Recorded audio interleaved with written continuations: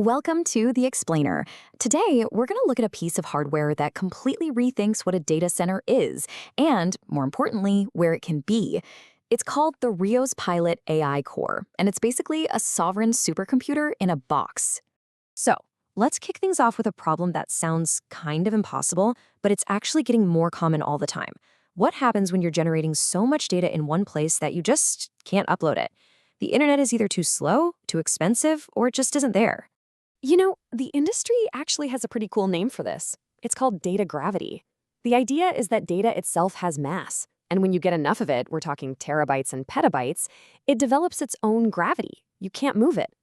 So things like geological scans for a mine or a huge drone swarm mapping a forest, sending that data to the cloud, it's just not going to happen. So if you can't bring the data to the cloud, well, the logical, if incredibly ambitious solution is to bring the cloud to the data. And that's precisely what this whole thing is about. And this is it, the RIOS Pilot AI Core. Yeah, at first glance, it just looks like a regular 20-foot shipping container.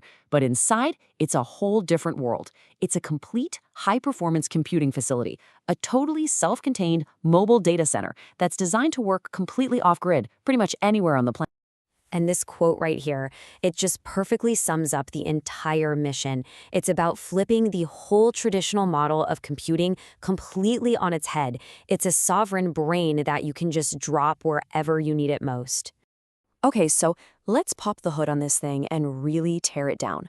What does it actually take to make a supercomputer work completely off-grid in some of the most remote places you can imagine? First off, and this is super important, we got to understand its primary job. A lot of smaller devices out at the edge do what's called inference. That's just using an AI model that already exists to make a decision. But this AI core, this is built for training. We're talking about taking massive amounts of new data and building a new AI model, or making an old one way smarter. That's a task that takes a ton of power. It all starts with the shell, and trust me, this is so much more than just a box. It's a physically secure vault that's built into a standard shipping container. We're talking steel-reinforced doors, biometric access. You can even get it with RF shielding, basically turning it into a Faraday cage for super sensitive work. Now, this is where it gets really clever. The whole design philosophy is power first. The reason it's a huge 20-foot container isn't mainly for the computers. It's to give them enough surface area for this massive solar array.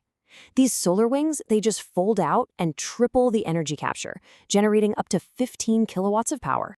And at the heart of it all, of course, is the brain.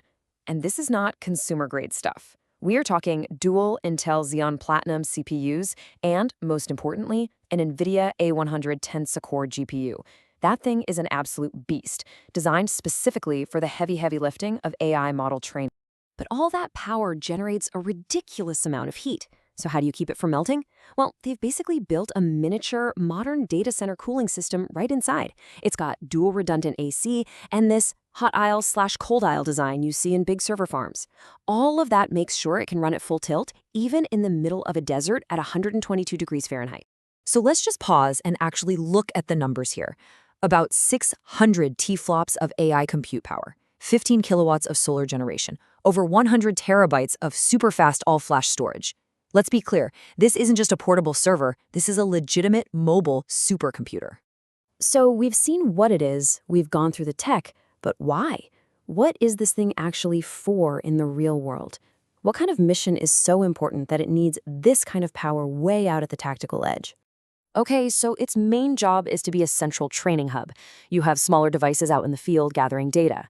But when they see something they don't get, what the documents call a hard case, they send that data to the AI core. Overnight, the core chews on all this new data, retrains the AI model to be smarter, and then pushes that updated model back out. The whole network gets smarter every single day, and it never has to phone home to the cloud. And this opens up some incredible possibilities. For countries that have laws saying citizen data can't leave their borders, well, this is their national data center.